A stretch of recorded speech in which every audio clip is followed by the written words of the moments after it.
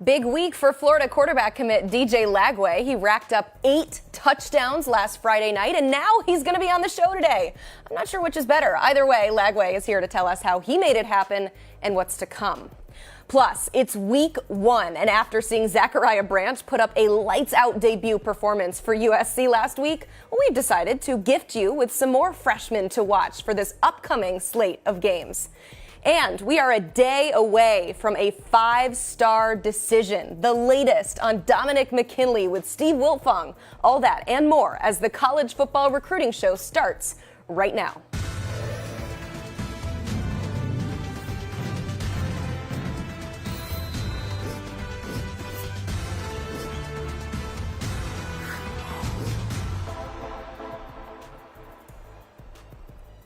Hello. I am Emily Proud alongside National Recruiting Analyst Cooper Petagna, filling in for Blair Angulo. I'll tell you where Blair is just a little bit later in the show. You'll have to stick around and wait for that. A reminder to join us in the chat. The only way you can do that is by subscribing to the 24/7 Sports YouTube channel. Also, go ahead, hit that like button. It'll make us very happy. Something else that will make us happy is telling you about the latest headlines in the college football recruiting world.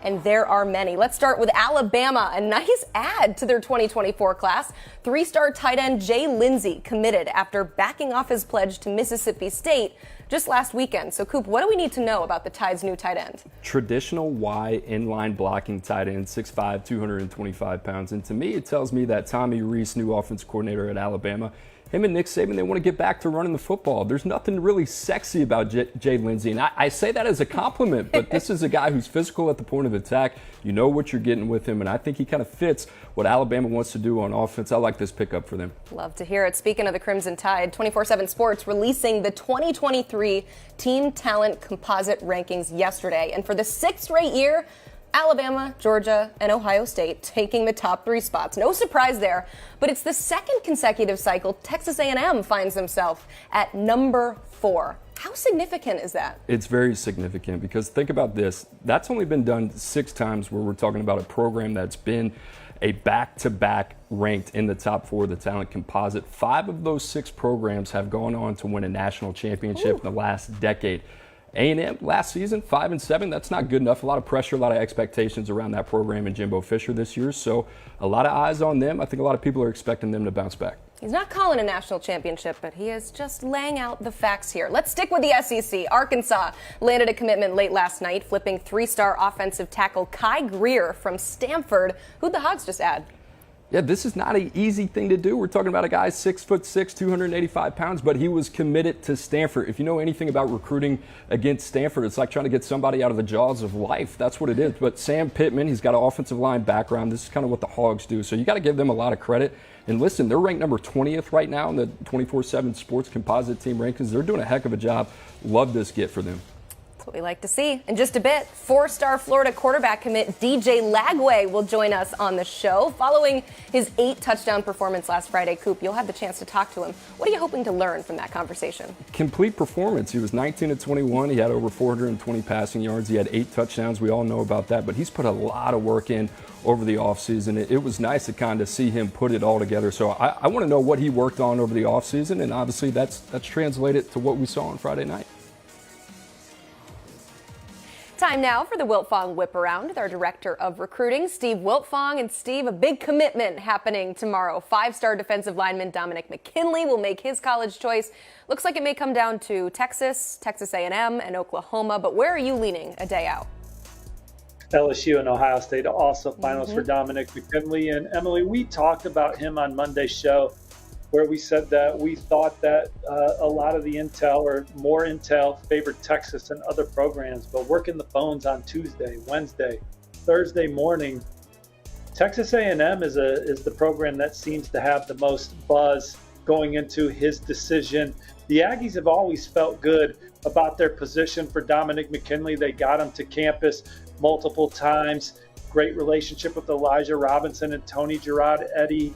He likes the community there. He likes the way they take care of their players. And then talking to his mom, Angie McKinley, about these finalists, I think that she is really connected with the Texas A&M coaches, but not just the coaches, but their families. They talk after church on Sundays. They just keep in touch about everything. And so Elijah Robinson, there might not be a better defensive line recruiter in the country. I know Larry Johnson says hello, and he has his history, but Elijah Robinson is the five-star whisperer on the trail at the defensive line position as of late. They're in great shape. Mason Smith's done a good job connecting with the family. So a lot of people thinking Texas A&M has a great shot to land him. Now, Texas is still in touch there. Steve Sarkisian, Bo Davis. There was a lot of positive buzz coming out of his official visit to Austin at the end of June, and they're still working the phone lines there and communicating. Same with Oklahoma. Angie McKinley said those are the most genuine people she's met in her life at Oklahoma. Dominick McKinley's talked about Coach Chavis, Coach Bates, and Coach Venables and their Soul Mission program. I think he sees that place as a fit. So Oklahoma is hanging around in there. I think LSU, I don't love LSU's position right now, close to home. They've had some defensive line coach things that unfortunately have popped up, and so I think right now you got Oklahoma, you got Texas, you got Texas A&M, all thinking that they're in the thick of it there, and most of the buzz is favoring the Aggies. They have the number 7 class in the country right now. Emily, if they land Dominick McKinley, they would move into the top 5. Wow, that is an impact player. Steve, I love how you have all the intel from different sources. You also talk to Dominick McKinley himself.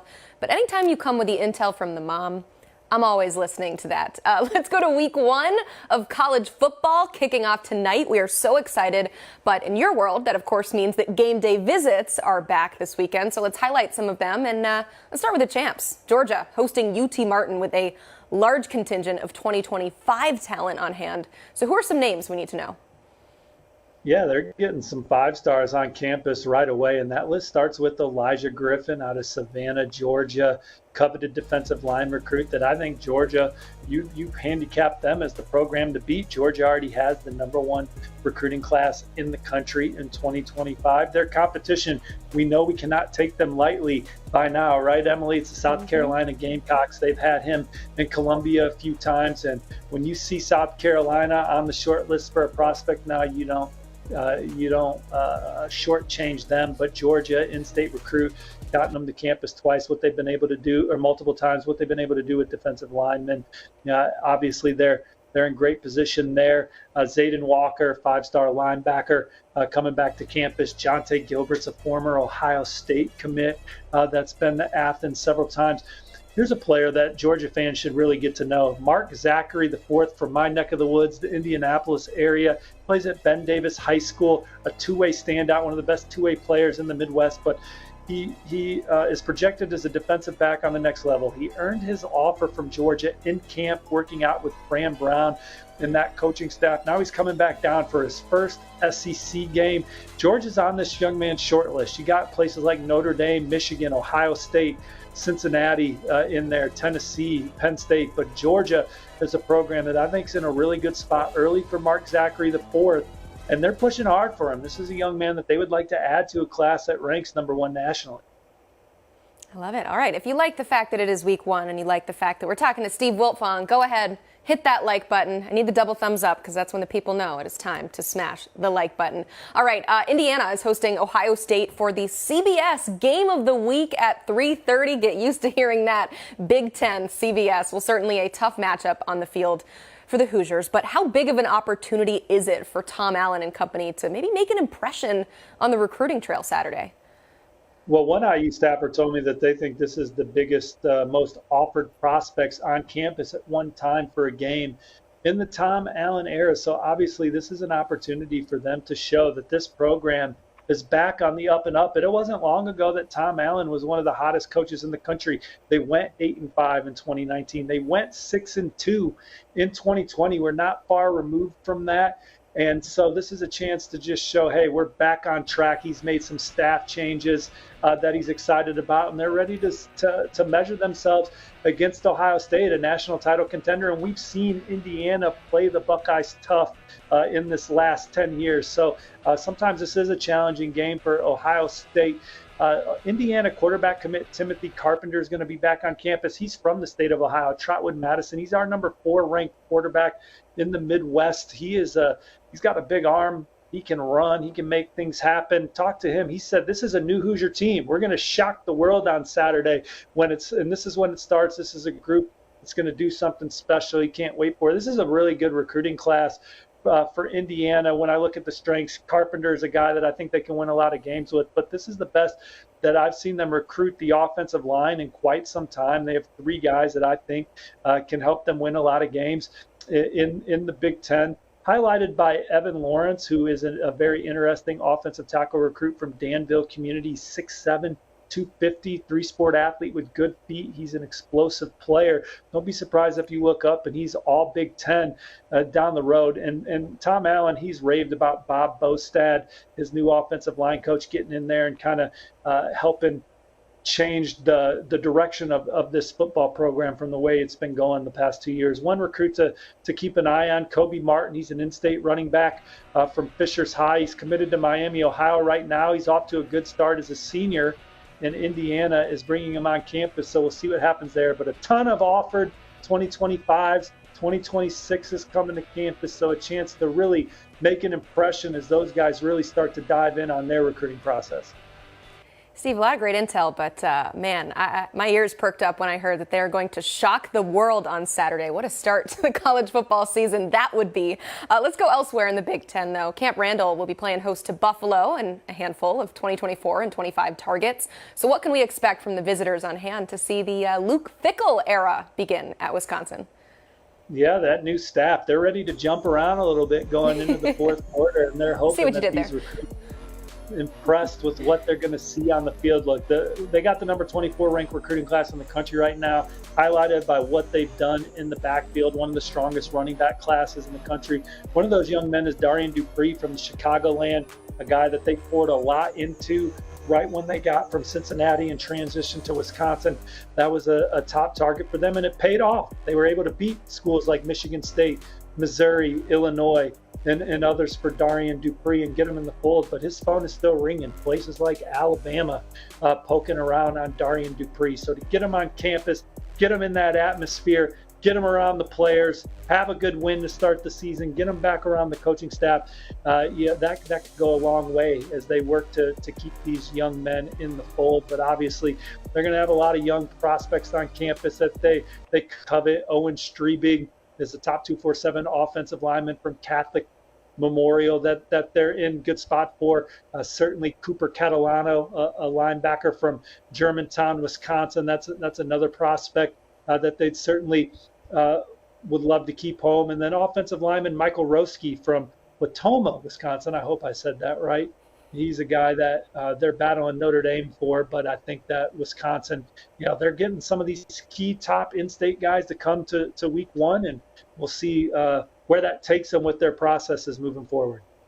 Looking forward to seeing how the Luke Fickell era begins. We got one more visit weekend to highlight. Speaking of beginnings, TCU hosting Colorado. Now, the headlines, of course, center all around Coach Prime, but Sonny Dykes is still looking to capitalize on the momentum built from a national championship game appearance. So what prospects do we expect to see in Fort Worth this weekend?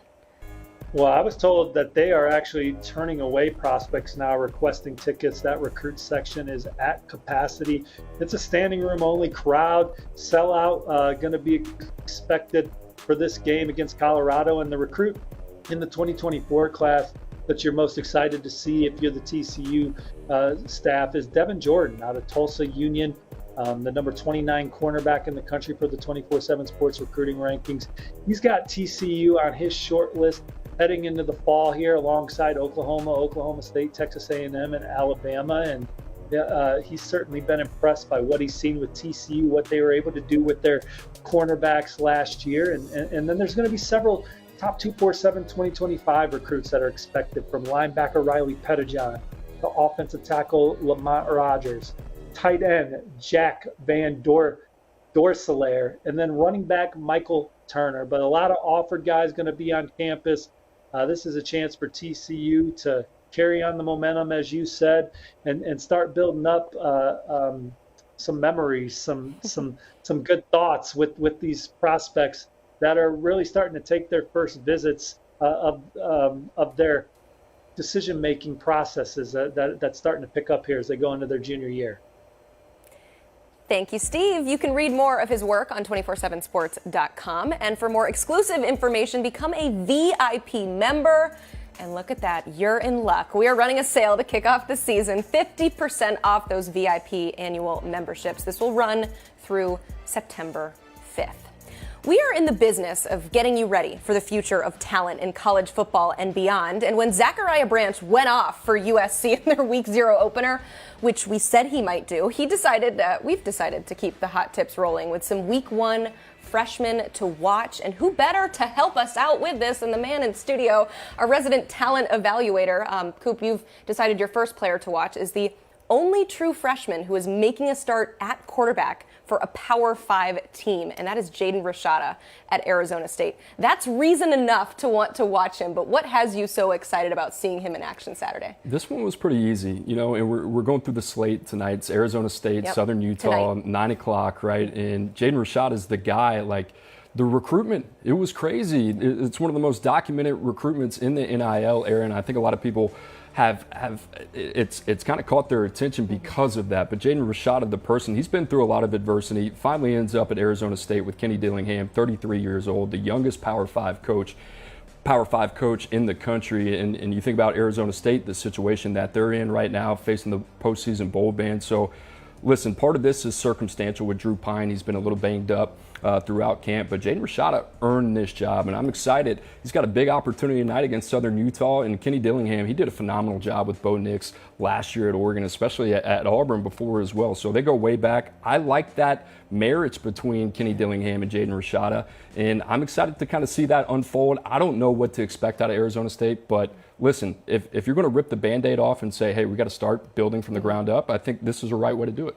Certainly, yes. That game is tonight. We're playing college football on every night of the week. The next game we're going to talk about is on a Monday night because in the ACC, you have your eye on former 4-star defensive lineman Peter Woods, who is a guy who could potentially stand out for Clemson when they hit the road at Duke. So what is it about his skill set that maybe will allow him to make an impact as a freshman? Where to start, right? He can play anywhere on the defensive line. He's so explosive, very quick twitch, heavy hands. He does a little bit of everything, but it's the motor. He plays the game the right way. He plays exceptionally fast, but he plays it slow at the same time, too. This is a guy who plays within himself, and he is mature beyond his years. You listen to defensive coordinator Wes Goodwin at Clemson talk about Peter Woods and what type of player he is and how hard it is to break the starting lineup as a true freshman at Clemson. They think this young man is very special. We have every reason to believe that as well. I think he was one of the most day one ready prospects coming out in 2023. I'm ecstatic about him. I think he's going to be next up at Clemson.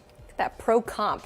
Ed Oliver. High praise right there. That is some high praise right there. We have some high praise for you, of course, giving us all the great information. And it does come free, thankfully, for everybody watching. But it will help if you go ahead and hit that like button. We've got, a third of you have hit it. So go ahead. It looks like the thumbs up there. I got another question for you, though. The next one that we want to talk about is really no surprise, given just how much he was discussed during his recruitment, and that is the 5-star safety, Caleb Downs. I think the word was he was kind of seen as the most sure thing coming out of high school. Why do you think that is? Well, people compare him to Minkah Fitzpatrick, and we don't say that lightly. You shouldn't say that without respect. Minkah Fitzpatrick, one of the best safeties in all of the NFL, and Caleb Downs, listen, we talk about him kind of being that surefire, safe player because football is all he knows. That's been in his family, going from his father to his brother to his uncle, who is Dre Bly.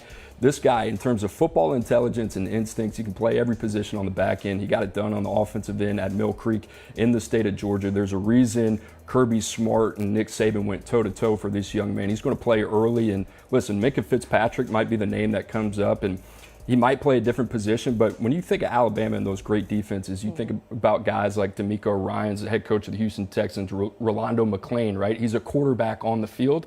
Caleb Downs is special that way, so I think he's going to make an immediate impact. I think he's going to be a household name in college football here pretty quickly.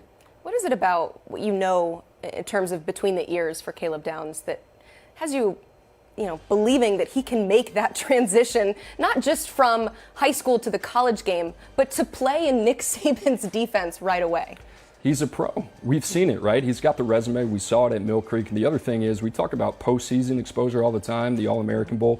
Being around Caleb Downs is he's a pro. He's 17, he's 18 years old, but he really carries himself like he's a 10-year vet in the NFL. And when you feel that, you know what he can do on the football field, but when you feel that presence about that individual, you marry that up, that objective part of the evaluation process with the subjective part of the evaluation process. You know you got something different. I think Alabama's got something different in Caleb Downs. Yeah, he's got that family history, too, that he can, of course, lean on. All right, another five-star, Texas linebacker Anthony Hill. How big of an impact can he make Saturday? He can make a big impact. I'm excited about this guy. Texas has recruited exceptionally well, especially at the point of attack, but they need more second-level players, and this is a guy, since he stepped on campus in Austin, they are really, really excited about, and he kind of reminds me of Drew Sanders, and they went to the same high school there at Denton Ryan, and both those guys played two ways there. So I think Anthony Hill, his on and off ball ability, he can play at the second level. You can utilize him off the edge. I think Pete Kwiatkowski, he's had a lot of success with these really versatile pieces. I think Anthony Hill is going to be no different. I think he's going to be a guy, after you see him on Saturday against Rice, it's going to be like, how do we keep this guy off the field against Alabama the next week, right? So I love Anthony Hill. I know they're really excited about him in Austin as well. How do we make sure that we're not overreacting to some of these week one games? I mean, you mentioned, of course, that they're facing Rice. We saw what Zachariah Branch did, against a Mountain West squad. These week one evaluations are sometimes kind of difficult to make, but when we see Anthony Hill and what he's able to do on Saturday, how do we know that that's the real deal and something that can really help Texas in a position of need for the entire season? Well, you trust your eyes, right? I mean, listen, when we saw Harold Perkins last year, it was the same thing. That guy's different, right? He might not know what he's doing, but he's doing something, and he's an impactful player. Same thing with Zachariah Branch. There's a certain level of gravity and expectation now every time he touches the football that kind of makes you hold your breath. We haven't seen that since Reggie Bush, Devin Hester. He's different. He had over 230 all-purpose yards as a true freshman. He dominated and took over that game. And listen, the other guys that we're talking about, whether it's Peter Woods, Caleb Downs, they all had that ability to some extent. And the other thing is they're going to play early. These are guys that have already worked their way into the starting lineup. And teams and coaches, Steve Sarkisian or Dabo Swinney, they're relying on these kids. And they're not kids. They're adults now. And that's the special thing about these guys. So I don't think it's an overreaction. I think it's more of, hey, we expect these guys to make an instant impact. That's why they were ranked where they were ranked, and let's see what happens. Also a great opportunity for a confidence builder, too. If you go out that week one and you make a real impact, can certainly project for the rest of the season. Okay. As if Ohio State really needed any more talent at the wide receiver position. They've got a five-star coming in Carnell Tate in the 2023 class. It is a absolutely loaded position group right now for the Buckeyes, but what has you so excited about his potential? I love Carnell Tate. Every time we've seen Carnell Tate, it's just a guy that is like, hey, this guy fits in Columbus. He was made to play for Ryan Day and Brian Hartline, and this is a guy, he kind of reminds me a little bit of Jackson Smith in the Jigba. He sat out last year, ended up being a first-round pick of the Seattle Seahawks. It's not such a clean player comparison, but in terms of the suddenness, the initial quickness off the line of scrimmage and at the top of the route, those guys are really exceptional. Their ability to separate, I think that's what kind of makes them different. I love Carnell Tate. You ask anybody at IMG Academy, who was the guy? It was Carnell Tate. You turn on the tape of that St. Francis game last year, same deal. So Carnell Tate's always been that guy. I know there are a lot of people out there and say, hey, Ohio State's got the best receiver room in the country. How's he going to get on the field? Well, he's different. You go back, Marvin Harrison Jr. played as a freshman. You look at Emeka Egbuka, the same thing, and the list goes on and on and on. If they're good enough, they're going to play him. I think Carnell Tate is certainly good enough. Yeah, and that was going to be my follow-up question is I don't want to make the same mistake that we did with Zachariah Branch, just thinking, well, USC is loaded at that position, so we probably won't see a whole lot from him. It is a similar situation here, but what is it about Carnell Tate's skill set that they can really use him this season, not just the future? He is mature beyond his years, right? I talked about that with Caleb Downs. And the other thing you can't teach separation, right? And for Kyle McCord, walking into the starting quarterback job, you need guys that are going to be available. And he's got a plethora of weapons there in Columbus. But Carnell Tate is ready to play, right? This is why he's one of the best players in the country, not just a receiver position. So that's an advantage for Ohio State. If you want to ease your new starting quarterback into that position, it helps when you got guys like that on the perimeter. Just an embarrassment of riches in that wide receiver room. They are certainly doing something right at Ohio State, and Cooper's doing something right every Tuesday, Wednesday, and Thursday when he co-hosts the Football Recruiting Podcast with Andrew Ivins. You can listen to it wherever you get your podcasts.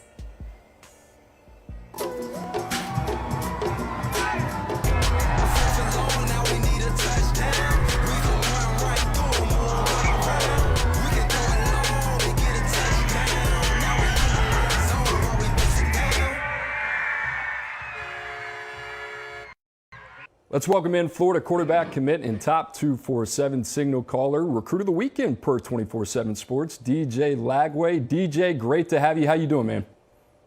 Yes, I'm doing good. Thanks for being on here. All right, let's talk about week one for you. 8 touchdowns in the first half, 7 through the air, 1 through the ground, 52-21, big win against Rudder in week one. I want to know, what is going through your head when that 5th, 6th touchdown is happening and you're saying, hey, I'm having a pretty good night? I mean, how'd that feel for you? How'd it feel pretty good, right?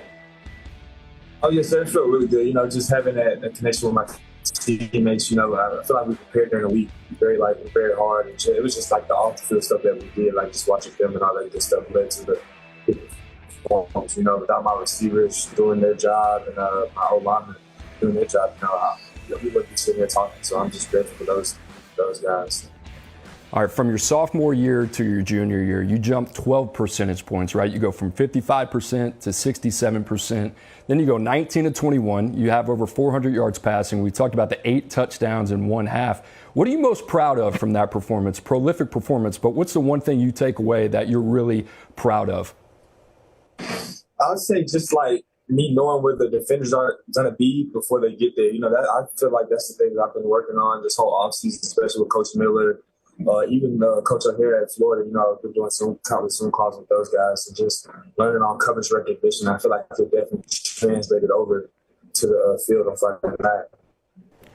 DJ, you committed to Florida in December, and Coach Billy Napier, USC, Clemson were in it, but it was Florida at the end of the day that you decided to commit to. I wonder, what was it about Billy Napier's vision that had you bought in? At this time, how do you feel when you committed? How do you feel now? How do you feel about Florida now going to have their first game of the season tonight? I mean, for you, what's this process been like, and why was it Florida at the end of the day? Just the development aspect of, I feel like I could talk to Coach right here about anything. And I just feel like he's already developed me in my development so much as of now. And I just can't wait to get up there for the next 3 to 4 years and just continue to learn from Coach right here and Coach Napier and those guys up there. I'm just excited for the continuous growth of my game. DJ, what's the individual goal for you when you get to Gainesville? Is it a national championship? Is it, hey, I want to be the first pick in the draft? What is it for DJ Lagway once he steps foot in Gainesville? I'd say definitely just my biggest goal is just leave it better than I found it, leave the program better than I found it. And it's mostly a team goal for me. And just like I feel like the individual goals will come as we win and do those type of things. But I still got some things I want to complete here at Willis, and that's like winning a state championship. So I just feel like once we get the team accolades, all the personal accolades will come with that. Expectations in terms of being one of the top signal callers in the country. Obviously, Florida, a prominent program that is looking to get back to competing for a national championship. I just wonder where you are, your position, being that guy who's kind of the crown jewel of the class. What has that been like dealing with those level of expectations and that kind of pressure? It's been a blessing, to be able to be the leader of the class. I've been trying to get players with me, trying to get the best players in the country, to help bring Florida back to what it used to be. And I feel like it's going to start with this class, So I'm just really, trying to get the best guys that fit the culture that Coach Napier is trying to bring, and that's the biggest thing. DJ, Florida, Utah tonight, big game. I wonder for you as a recruit, especially playing the quarterback position, is there one thing you go into that game you're like, hey, I want to see this from the team that I'm going to go be suiting up for the next 3 to 4 years? Is there one thing that you're focused on? I just want to see them go out there and compete. I've been to a couple practices. They look really good. I'm just really excited to see what they do on a national scale. DJ, you're 6'2", you're 225 pounds, you're a multi-sport athlete, you have a little bit of a background in basketball. We all know that you're a really good baseball player as well, but you're different. You're a unique style athlete. Is there anybody in the NFL or the college game that you kind of look at and say, hey, I want to take 1 or 2 things away from that guy because I like the way that he plays and maybe try to fit that into my game? In the NFL, recently, I've been watching a lot of Aaron Rodgers. It's like what he does. And on a college level, I like Caleb Williams. I went to the Notre Dame, the USC Notre Dame game. And it was just really exciting watching him play. I definitely want to implement some of his assets and his skills to my game as well. So those two really are guys that I look at. DJ, we talked about the accuracy, right? The improvement that you have made from your sophomore to your junior year. What's another area of your game that you're saying, okay, listen, we got a lot of meat left on the bone. Week one's behind us, but what are maybe one area of your game you want to focus on? I would definitely say just picking up on protection stuff. I'm talking to my O-line coach, Coach Fitzgerald, just picking up a lot of pickups, blitz pickups, and just so I can be next level of my game so it can be smoother out there for me. So I just been trying to prepare for that. And just, like I said, coverage recognition, just trying to always get better at that. It can never affect it, but you always continue to get better at it. So that's the biggest thing for me. I just want to get the mental part of the game locked down, and I just want to keep it selling as quarterback. All right, DJ, like I said, you're one of the best quarterbacks in the country, right? Florida's got one of the best recruiting classes in the country. Who's that one dude out there that when DJ Lagway puts his head on the pillow, you say, you know what?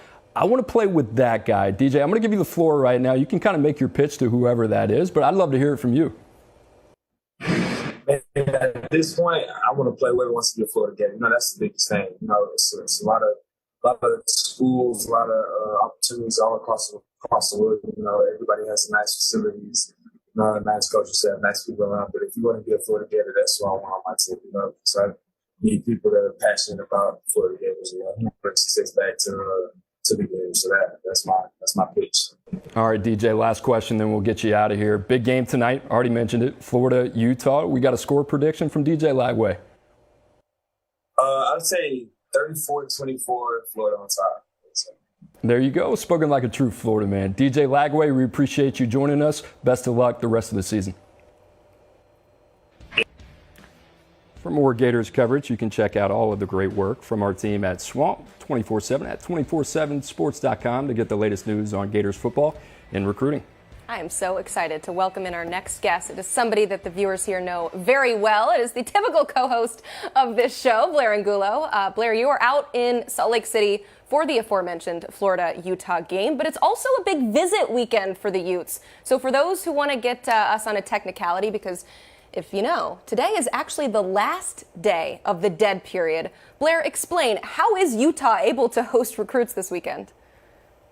I was told, Emily, that they had to file a waiver or get some sort of permission from the NCAA to be able to give out tickets and to be able to have some of these recruits inside Rice Eccles Stadium. And it's a huge moment for them. It's a huge way to kick off their season against an SEC opponent, against Florida, a team that they lost to kick off last season. And it would be, in a way, a bit of a waste if they didn't have a chance to host recruits, right? They're going to be able to be on the sidelines, go inside the locker room, meet with coaches before the dead period is over. And this is a huge moment for them as they continue to strive and build for a class that isn't super strong right now when it comes to volume, right? When they don't have a lot of commitments. But if you stack them up in the future Big 12 conference, they are 5 among those 16 teams in the average rating per commit. Our friend Steve Wiltfong would be proud. He'd be patting me on my back right now for throwing out that stat. So Utah trying to close with a flurry, and this is going to be a big start for them here in Salt Lake City. Blair, a big opportunity for Utah as they host a lot of some of the state's top prospects. And one of those prospects is Falitau Satuala. I think I got that right. But the number one defensive player in the state of Utah. He'll be there tonight. Your crystal ball currently favors the Utes right now. What's the latest on his recruitment? Cooper, in terms of the pronunciation, I'm not going to give you 2 thumbs up. I'm going to give you 2 shakas. Oh, so Falitau Satuala, he took official visits to BYU, Utah, and UCLA in the offseason. It does sound like it's a battle between the 2 in-state schools. The crystal ball is favoring the Utes. Our own Steve Wiltfong joined me in the crystal ball earlier this week for a player that I think is maybe the most intriguing uncommitted player out west, Cooper, because he can do a bit of everything. He can play some safety. He can play some linebacker.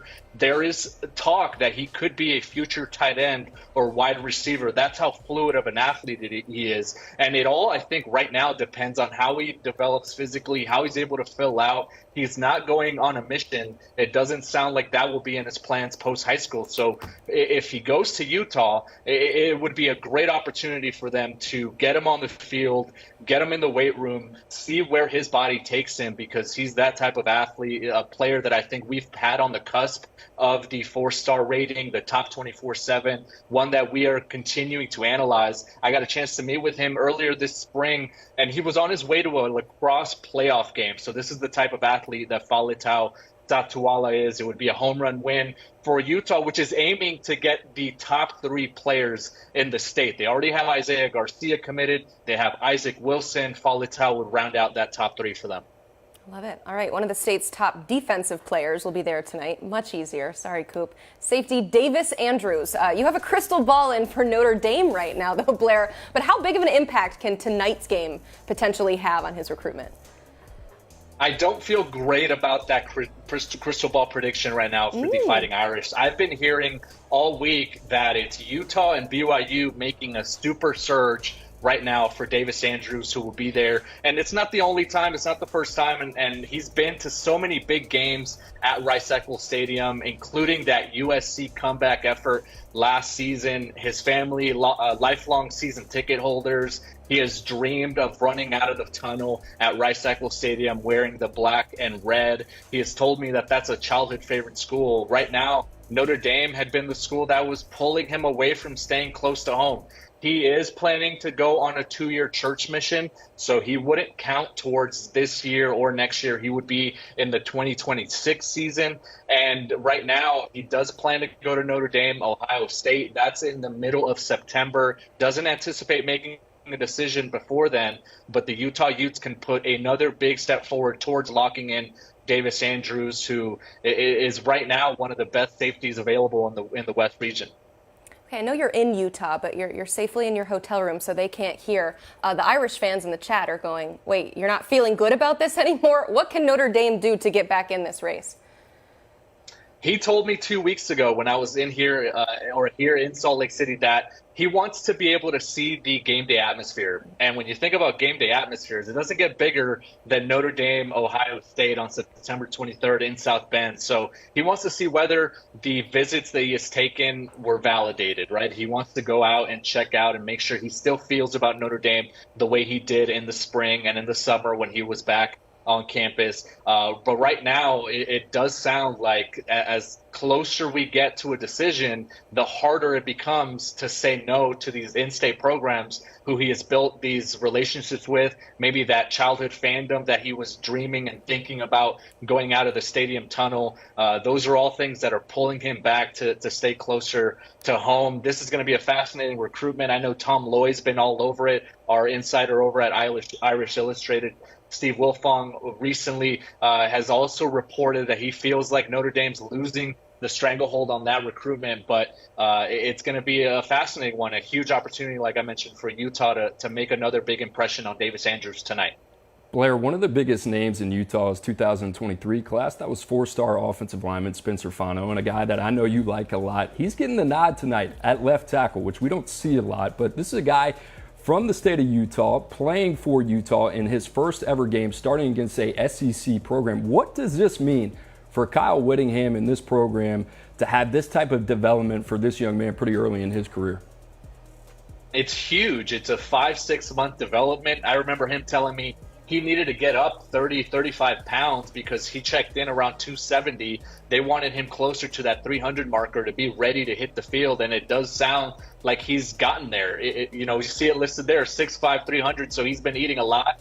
His diet, I'm sure, has been, something he wasn't used to, but it speaks to his own desire to get on the field. This is a player who we had as the #1 rated offensive lineman in the West region for that 2023 class, a player that I know you guys fell in love with when you saw him in San Antonio at the All-American Bowl. He was also very dominant at the Polynesian Bowl back in January. And when you think about the recruiting implications, this is huge for the Utah Utes to continue to pitch to other recruits and say, hey, look, what we're doing with Spencer Fano. You don't have to go very far. You don't have to go to the Michigans, to the Clemsons, to the Oregons, schools that Spencer Fano officially visited during his own recruiting process. You can stay close to home. You're going to play right away against an SEC opponent to kick off the season if you're ready, and we're going to do everything we can to get you ready. It's huge for Spencer Fano, and then it's huge for Utah as they try to continue to aim to get that in-state talent home. For the first time, guys, in the modern recruiting era, they are due to sign the top player in the state of Utah for 3 consecutive cycles. They got Lander Barton 2 years ago. They got Spencer Fano in this class, and they just got a commitment from Isaiah Garcia over the summer. So that would be the first time ever in Utah's recruiting history during the modern recruiting era that they would get the top 3 players in the state. Wow, very impressive. Not just the top players immediately making an impact, too. I got to ask before we go, on the other side, Florida playing its first non-conference road game outside of the state since 1991. It's year 2 for Billy Napier. He currently has the number 3 ranked recruiting class in the nation. So how much would a win mean tonight for the Gators on the recruiting trail? A win would be monumental. It would be, I think, the exact thing that recruits are looking for when they think about the trajectory of this program. They want to show that there's been progress. They want to show that this program has been making strides and that Billy Napier has his fingerprints all over this program. I spoke with Blake Alderman, our insider at Swamp 24/7 earlier tonight, and he said there are players like LJ McCray that will be keeping a close eye on the defense. Jordan Seaton, Xavier Mincy, a couple of the guys that are uncommitted in the state of Florida. So it's huge for the Gators. It's a national platform, under the lights, a spotlight game that everyone's going to be getting home from their high school practices to tune in and watch the Gators. And Billy Napier, this is his time to really put it on the platform. I'm so excited about the game tonight, Blair. Super jealous that you are there, but thank you for being here with us today. Make sure you check out all the great work that our friends do at utezone.com. That's where I have been frequenting this week as we get ready for week 1 kickoff. Utezone.com. That's the place. It is time now to mark your calendar because the recruiting world does not stop over the weekend, and we have a massive decision day coming up for 4-star offensive lineman DeAndre Carter. So mark your calendar for Sunday at 2 Eastern. The Modern Day Product will make his college choice right here on Commit HQ.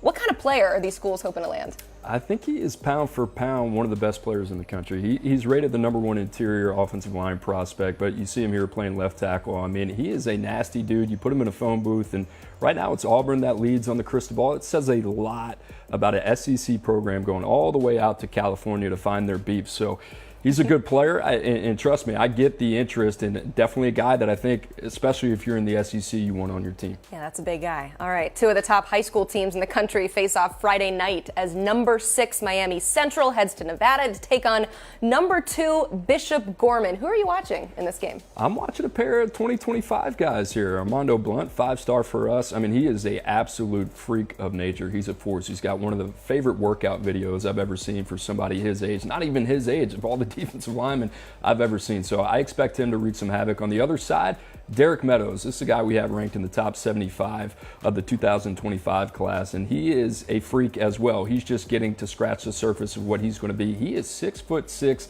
and change. He runs a 4.52. He's got an excellent track and field background as well.